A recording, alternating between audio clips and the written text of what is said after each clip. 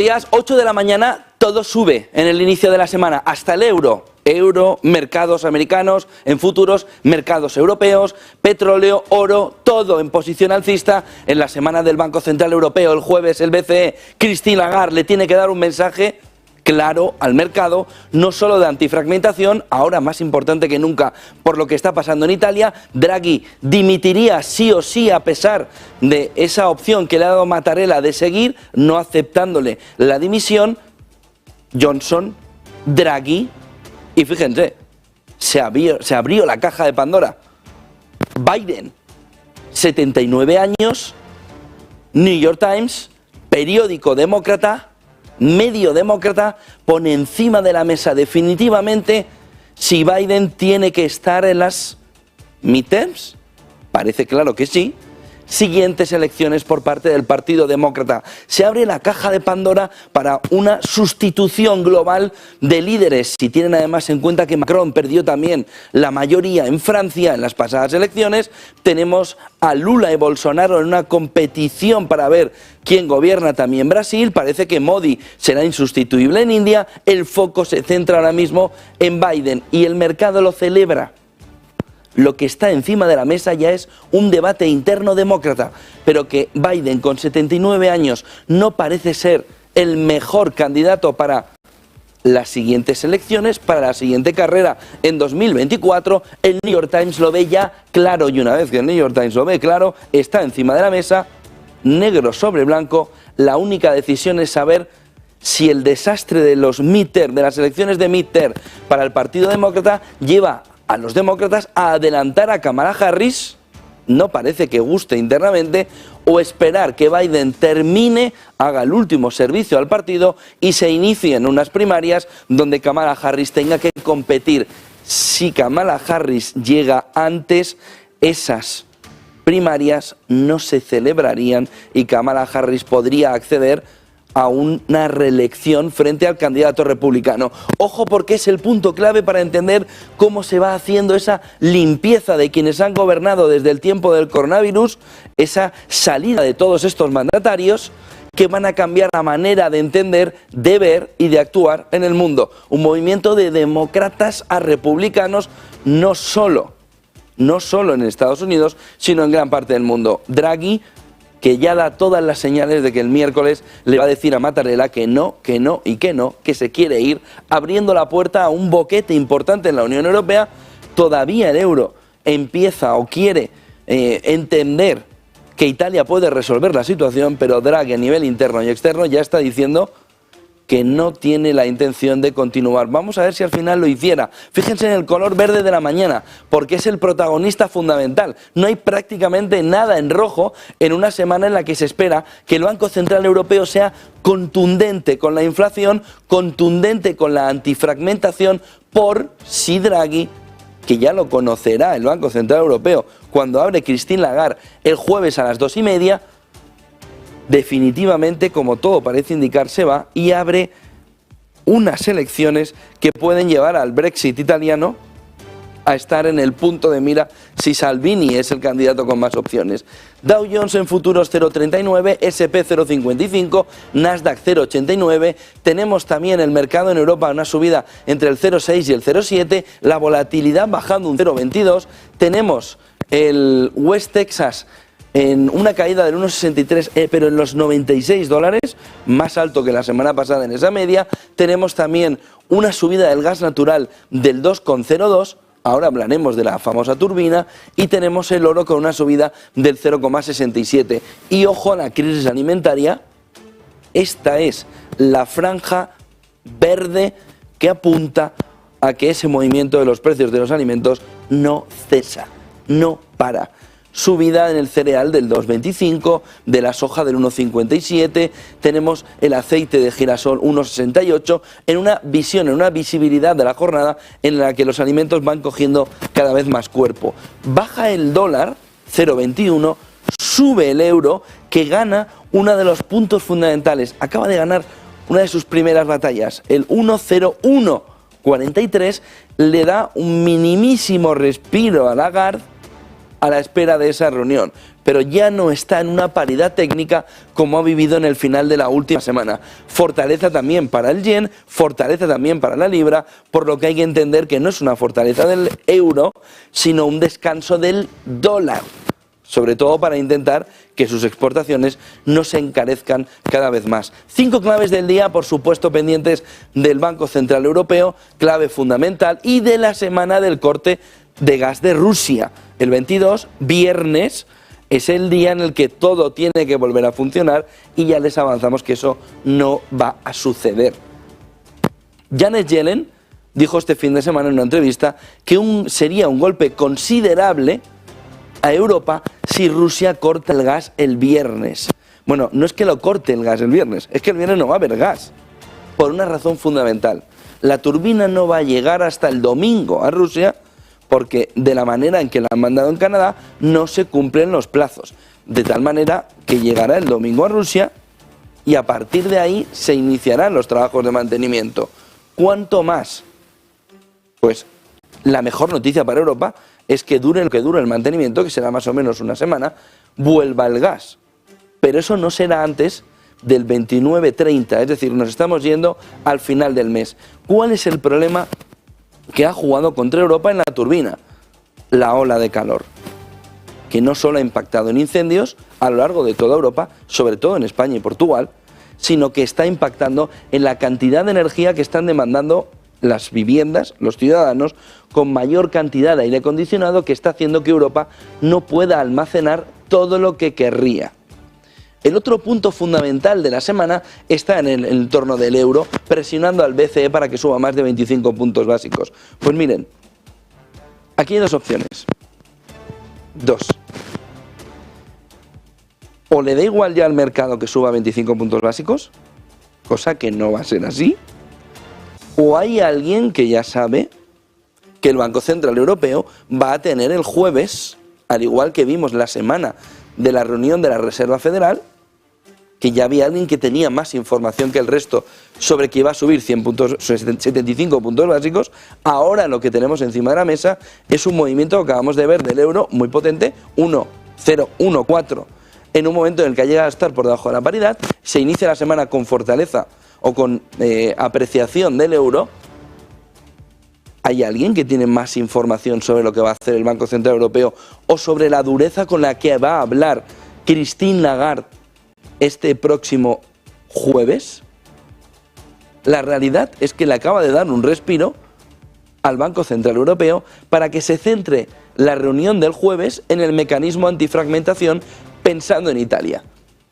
Si Italia decide el miércoles Draghi que no quiere seguir definitivamente, como todo parece indicar, Christine Lagarde podría centrarse en el mecanismo antifragmentación. ¿Por qué? Porque Italia se iría a unos 300 puntos básicos de diferencial respecto al Bund alemán.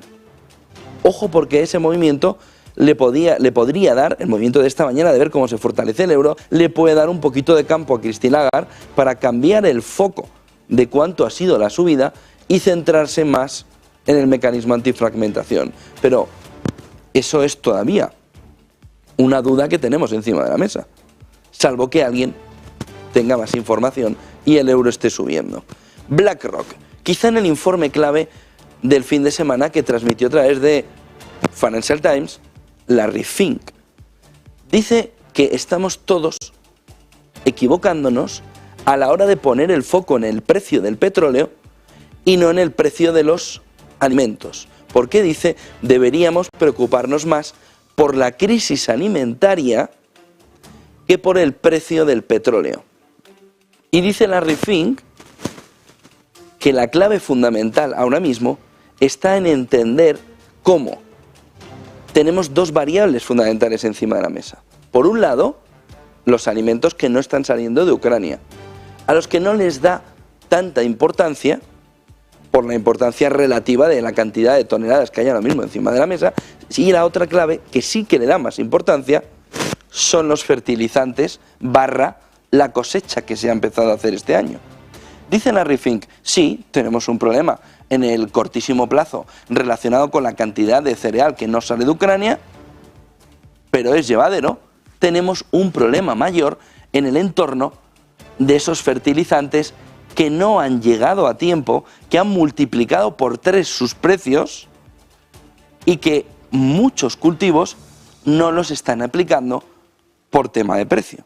De tal manera que las cosechas van a ser peor de lo que se esperaba y peor que en los últimos años, peores cosechas, aumento de precios, menor cantidad alimentaria en el mercado. ¿Quién se va a llevar los mejores alimentos? Presumiblemente Occidente, China y Rusia, India, que los tienen. ¿Y qué pasa con emergentes? ¿Y qué pasa con África?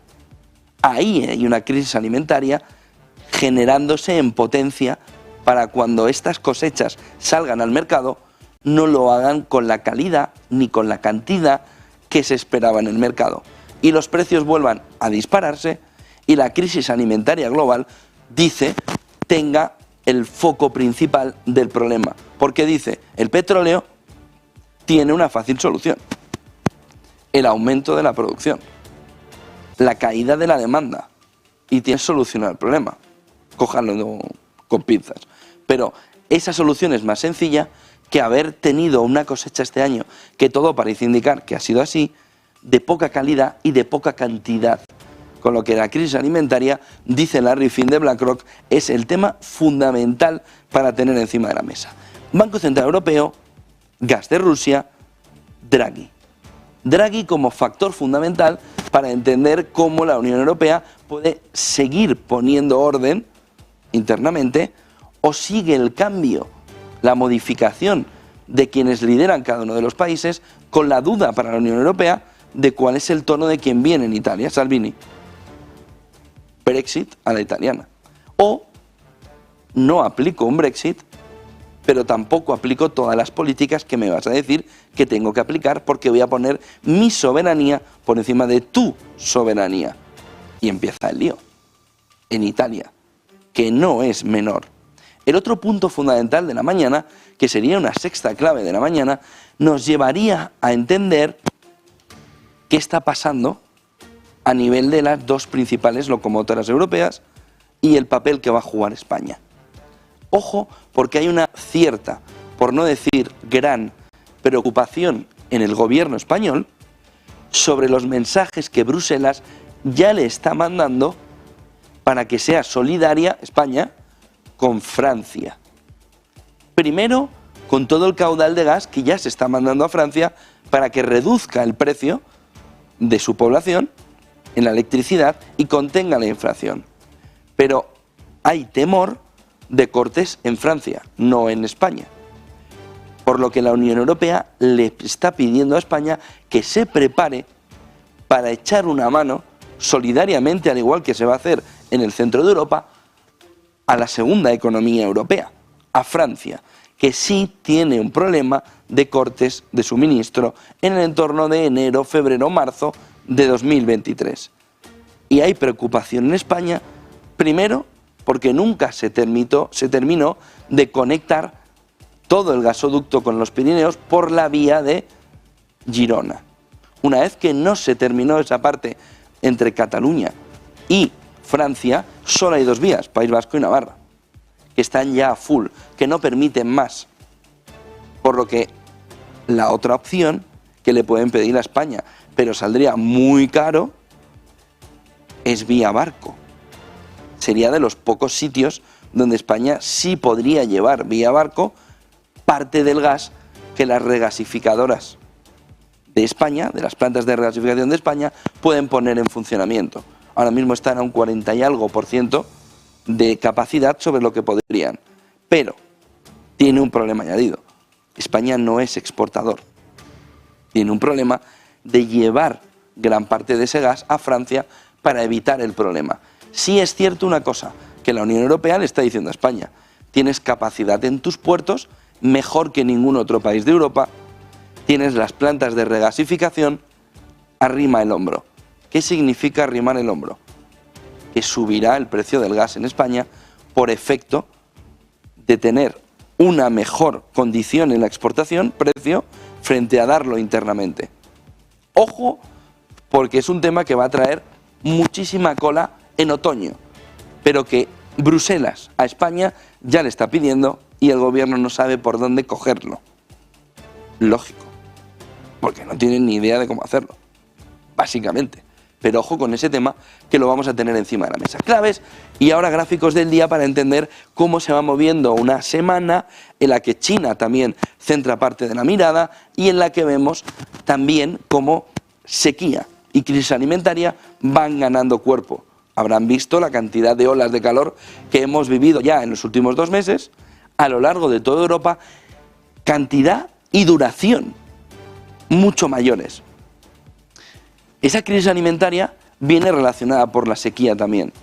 Este gráfico de Bloomberg nos marca cómo va el flujo del Rin, Alemania, comparado con cómo debería ir según las últimas décadas. Y sobre todo el punto fundamental está en que hemos llegado a julio, en esta línea roja, a ser la primera vez de manera clara y evidente en que el caudal del Rin es el menor históricamente, debería estar en el entorno de los 7 metros y lo tenemos en el entorno del 1,5.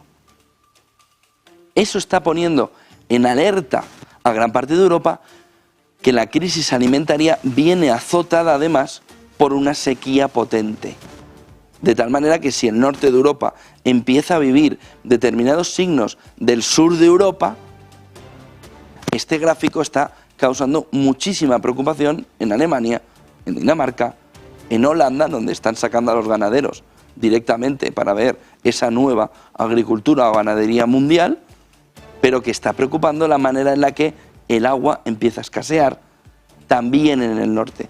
Estos datos de cómo se comporta en este momento actual la cantidad de caudal del Rin da una idea de cómo está el sur de Europa ahora mismo y por qué tal cantidad de incendios que se está viviendo en toda Europa en estos momentos por la ola de calor. Fíjense en el siguiente gráfico, crisis alimentaria, sequía, protagonistas en el inicio de la semana, y tenemos el último dato del GDP Now, del Producto Interior Bruto, actualizado al momento por parte de la Fed de Atlanta, otra vez con un retroceso después del crecimiento que se vivió para estar en el entorno del -1, tampoco que era demasiado. Y lo que hemos tenido otra vez es un movimiento de descenso en ese dato del Producto Interior Bruto para acercarnos al 1,5 hacia el 2%. Punto fundamental para entender cómo se está comportando ahora mismo, cómo se está minando ahora mismo esa posibilidad de recesión en Estados Unidos. ¿Salvará como China el segundo trimestre? Parece que sí, pero todo parece indicar que tercero o cuarto mes será el inicio de una recesión, por ahora leve, con salida importante. Fíjense en el siguiente gráfico que nos marca la manera en la que entendemos también en este inicio de la mañana cómo se están comportando determinados factores. Vamos a ver si podemos ver el siguiente gráfico. Determinados factores relacionados con el dólar. Fíjense en este gráfico del Wall Street Journal que nos marca cómo no es un problema del euro ni de debilidad de las monedas, sino de fortaleza del dólar por la debilidad de las otras monedas. Me explico, que lo explica un poco raro. No es un tema de ver la fortaleza del dólar por la debilidad concreta, sino que es un problema de la fortaleza del dólar por la debilidad general del resto de monedas, salvo pequeños detalles, real brasileño, rublo, en estos momentos. Fíjense, hacia abajo está la mayor fortaleza del dólar contra determinadas monedas, el muy buen comportamiento de México, el comportamiento bueno de Canadá, el comportamiento intervenido de China, y a partir de aquí empieza el lío. Corea del Sur, eurozona, con el euro, Reino Unido y Japón como puntos fundamentales. Claro, tenemos a Argentina un poco más abajo todavía y a Hungría, muy relacionados con lo que está sucediendo en el entorno, Hungría, de Rusia, y también Polonia en esa debilidad. Pero fíjense que todas las monedas están en debilidad frente al dólar, con excepciones. Por encima tendríamos solo, como les decía, al real brasileño, al rublo y México, que está intentando también llevar la moneda a términos positivos en lo que sería un éxito total para la economía mexicana. Fíjense en el siguiente gráfico que nos marca también en este inicio de mañana cómo podemos entender el comportamiento del euro y de la libra frente al dólar. Para los defensores a ultranza de que no es un problema del euro, sino que es una fortaleza muy potente del dólar, llámese Gentiloni el otro día, que se quedó a gusto. Fíjense, porque el comportamiento euro-libra es muy parecido, con un comportamiento incluso peor de la libra hasta la salida de Boris Johnson, donde ha empezado a buscar algo de recuperación. ¿Qué es lo que dijo Gentiloni? Esto precisamente.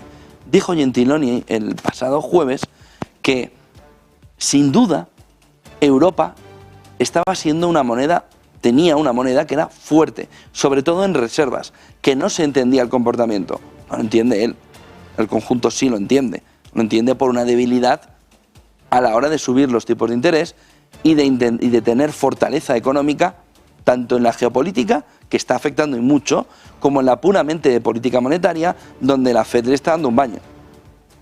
A partir de ahí, las condiciones son distintas, pero Gentiloni mira este gráfico y dice, si no estamos tan mal, como decía Laporta, si no estamos tan mal, sí, es que te estás comparando con Boris Johnson. Una vez que Boris Johnson ha salido, ahora empieza a compararte.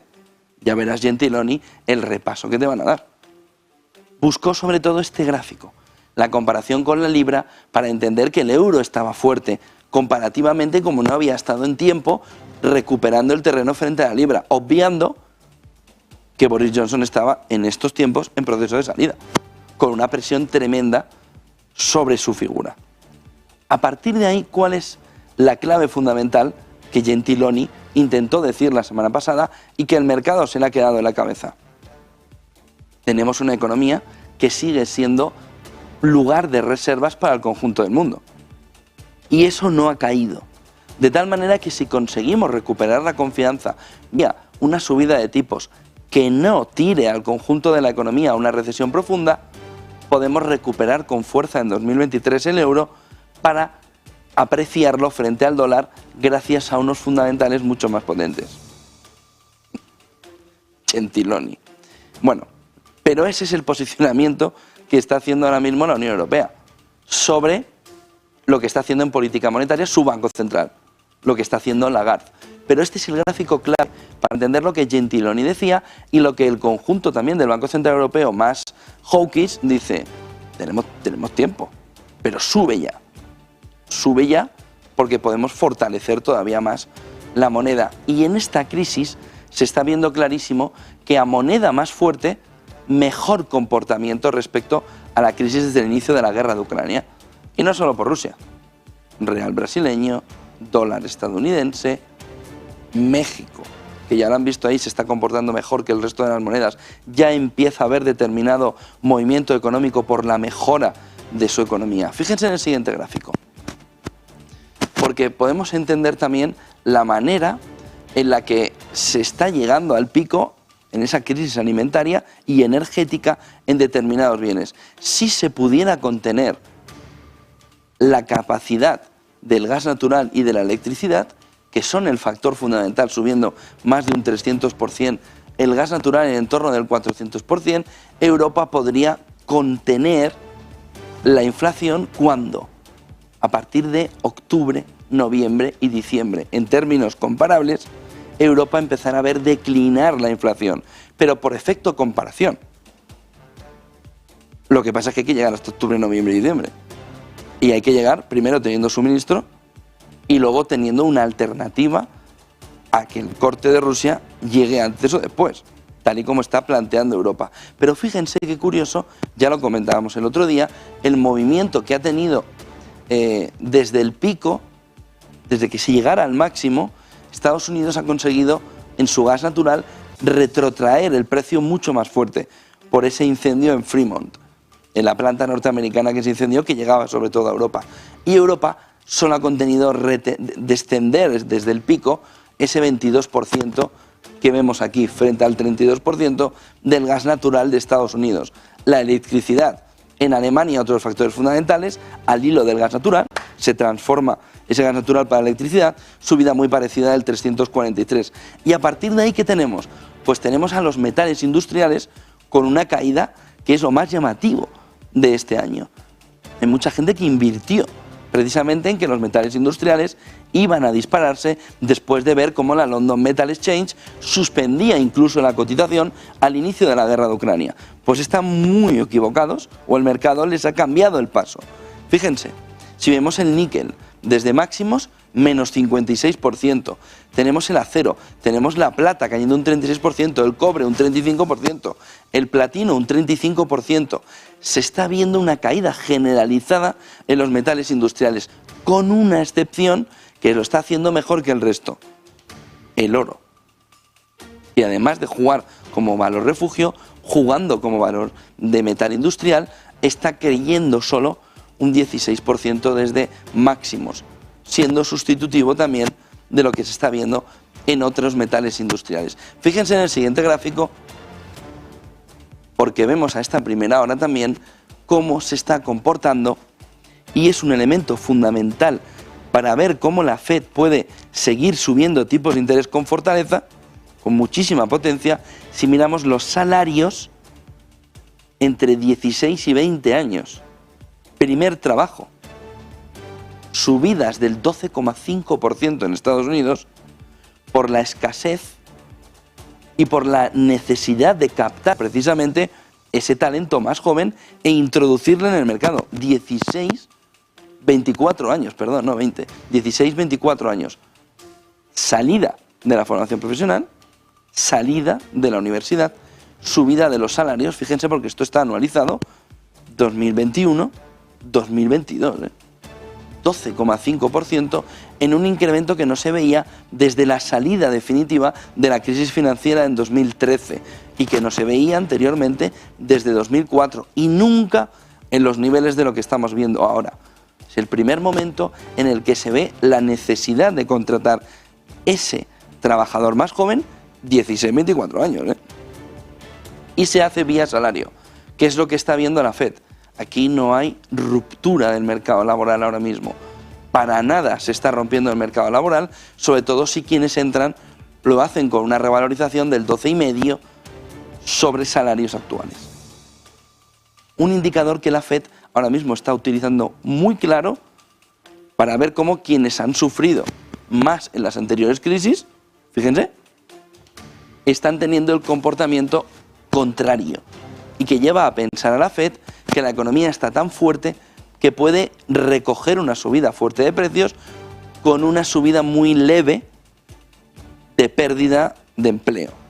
Un 1%, un 2% en el peor de los casos, en un entorno de pleno empleo. Este gráfico es clave para entender por qué la Fed está atacando con esos tipos de interés sin miedo a terminar de romperlo absolutamente todo. Y es como el comportamiento salarial entre 16 y 24 años, 21-22, inicio de la crisis después de la guerra de Ucrania, es el contrario al de la crisis de 2008 y el contrario al de la crisis de las .com. Ambas juntas son la antítesis de lo que está sucediendo ahora mismo para los jóvenes 16-24 en sus salarios. Fíjense en el siguiente gráfico, como ven hay mucho en el inicio de la semana. Este es un gráfico de la Comisión Europea, de Bloomberg, en el que nos señala quiénes entrarían en recesión en este 2022, lo está diciendo el lobo, cojámoslo con pinzas, si somos ovejillas. Miren, por un lado, lo más cercano, Hungría, lo más cercano a Rusia, en una posición de entrar ya en recesión, sobre todo por los precios del gas natural, y a partir de ahí, cómo se frenaría la entrada en recesión de gran parte de Europa, pero sí tendría una contracción en el segundo cuarto, Portugal, en el segundo trimestre, y una parte también de la Europa central, que hay que ver cuánto es Bélgica, cómo se comporta gran parte de la Europa más central ante el impacto del gas ruso que llega e impacta directamente ahí. Llama la atención que Grecia no tendría problemas, llama la atención que Italia tampoco tendría problemas. Fíjense porque otro de los gráficos que llaman la atención esta mañana en este entorno está relacionado con el desatascamiento de la cadena de suministros.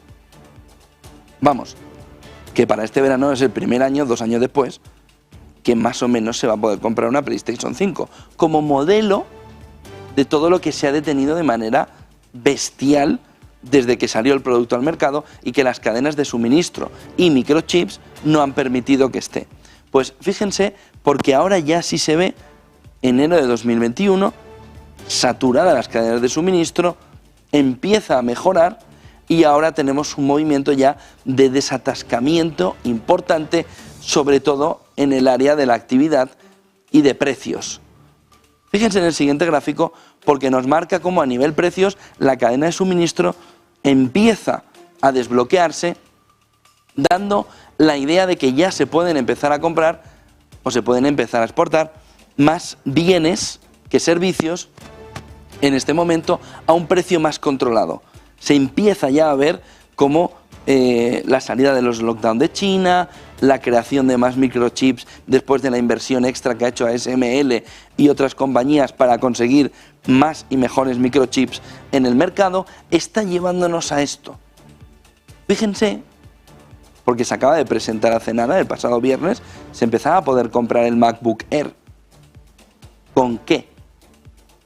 Con un chip que no era de Intel. Ya hubo un M1, ahora hemos tenido el M2. ¿De quién es el chip? De Apple. ¿Qué es lo que vio Apple hace 3 años, incluso antes del coronavirus? La escasez. La economía de la escasez. El haber podido tener tus propios chips fabricados por ti ha hecho que pudieras sacar un estocaje, incluso durante estos últimos años, con el MacBook Air M1, con el MacBook Air M2, con el MacBook Pro M1, con el MacBook Pro M2, para no detener la capacidad de la compañía de sacar producto al mercado. Y ahora ya se ve que se puede extender al conjunto del mercado, que la descongestión en la cadena de suministro ya empieza a llegar. ¿Dónde en precios? Pues fíjense, desde el pico que vivimos, alguna de las vueltas, sobre todo con la vuelta de los lockdown a China, y ahora ya una disminución prácticamente total. Fíjense en el siguiente gráfico, porque nos lleva a entender también cómo ese comportamiento de los precios de los fletes que vienen desde China a Europa y desde China a Estados Unidos está cayendo en picado.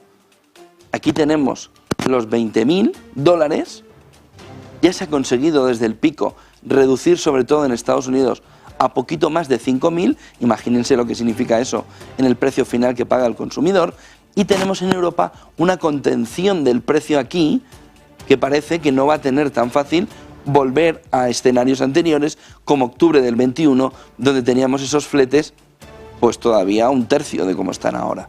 ¿Qué es lo que ha sucedido en la parte final para que Estados Unidos continuara descendiendo y Europa, sin embargo, todo lo que se pide a China, haya tenido una contención en el precio? El factor fundamental está en cómo Estados Unidos, con la descongestión de puertos, ha pedido en abundancia todo para poder sobreabastecerse y no vivir un momento como el anterior, como el que hemos vivido en el último año y medio. Y Europa no ha tenido la capacidad que ha tenido Estados Unidos por culpa de cómo se ha retrotraído la demanda interna. De tal manera que en Europa todavía seguimos pagando los fletes pues con un diferencial que hace perder competitividad y sobre todo bolsillo a los ciudadanos frente a Estados Unidos. Pero la tónica general es la de disminución de los precios una vez que la cadena se está descongestionando y la economía está volviendo a la normalidad. Se pueden imaginar cuál es el efecto fundamental. El efecto fundamental es también la caída de los precios y una contención de la inflación mayor cuando el petróleo lo permita. La economía está preparándose para que cuando el petróleo descienda, tengas una economía ya sin los problemas de la salida del coronavirus. Nos habría servido el petróleo de anestesia para no fijarnos en que todo el resto de problemas que teníamos antes del petróleo, que estábamos así, están ya desapareciendo. Y la economía está preparada para volver a la normalidad. Fíjense en el siguiente gráfico, que nos marca también cómo esos contenedores están ahora mismo a tope. ¿Dónde? en la mayoría de los puertos de Estados Unidos y ya no solo en Los Ángeles, donde estaban siendo el punto prácticamente único al que estaban pudiendo llegar desde China para descargar y desde ahí mover a todo Estados Unidos. Ahora ya hay una descongestión hacia todo el territorio de Estados Unidos, hacia todos los puertos. Fíjense en el siguiente gráfico y vamos enseguida a ver cómo ha ido la jornada en Asia, porque este gráfico de Bloomberg nos marca, y es una reflexión potente que ha habido durante el fin de semana, junto a esa posible salida de Biden después de midterms el año que viene, estaría en el entorno de cómo el mercado asiático tuvo un movimiento de caída importante, de salida de los inversores, pero ha recuperado en rentabilidad. Habrán escuchado mucho análisis en las últimas semanas en el que decían, bueno, China me gusta, China me gusta, China me gusta. Esta es la causa del China me gusta. El movimiento de mejor salida de el conjunto de China, de su CSI 300, frente al SP 500 y al MSCI All Country World Index, donde hemos visto caída, caída, caída. Ahí va también el CSI 300 de China y una recuperación, sobre todo desde abril a junio, que ha hecho que los analistas empiecen a fijarse en la bolsa china, a pesar de la gran cantidad, fíjense en el siguiente gráfico, de dinero que ha salido, no de bonos, que es la parte roja, sino de la línea negra, que nos marca cómo han salido por parte de inversores extranjeros el dinero para repatriarlo y quedarse un poco distante de Shimao, Evergrande y problemas chinos, cosa que ahora con la rentabilidad que está viniendo está empezando esos flujos de dinero a volver hacia allí. Fíjense que la caída de los bonos no fue tan marcada como ha sido la caída en la renta variable. Y podrán decir, bueno, es que una caída de bonos así es casi, bueno, sí, pero la realidad es que el comportamiento en bonos ha sido un poco mejor respecto al conjunto. La parte de equities ha tenido una salida de flujo de dinero muy, muy llamativa. Evergrande, Shimao, y caída de rentabilidad. Una vez que la ha recuperado, China está volviendo a recuperar gran parte de esa cantidad de dinero que viene desde fuera para también invertir en empresas chinas. No sé si tenemos un gráfico más y en